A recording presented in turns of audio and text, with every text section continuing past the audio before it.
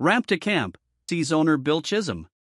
Of all the changes the Boston Celtics incurred this offseason, none were bigger than Bill Chisholm becoming the first new owner of the franchise in 22 years.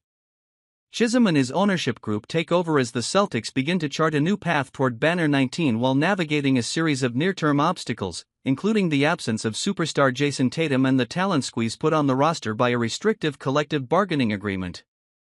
So how can Chisholm and company help shepherd the Celtics forward?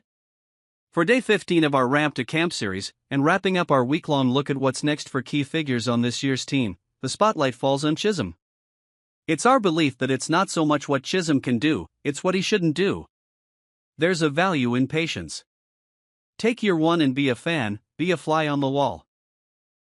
Obviously, that's easy for us to say when we're not the ones cutting billion-dollar checks as part of a $6.1 billion purchase. But there are simply too many recent instances of new owners trying to immediately put their stamp on a team. And while it's completely understandable why these billionaires would want to do such, it's typically set teams back in their championship quest. Just Google new owner syndrome and you'll get a full recap of recent missteps.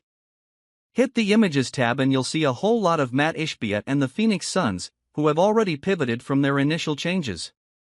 From all accounts, Chisholm seems to have embraced maintaining the status quo.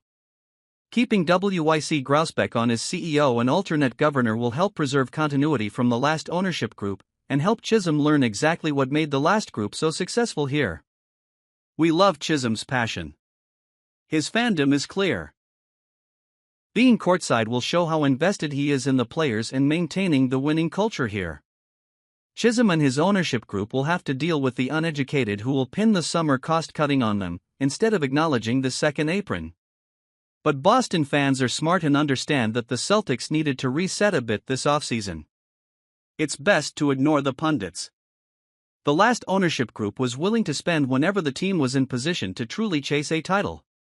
If Chisholm maintains that philosophy, he'll do just fine. Grousbeck and company benefited from putting smart people in charge and letting them do their jobs. They were rewarded with 2 banners, with trips to 2 other NBA finals along the way.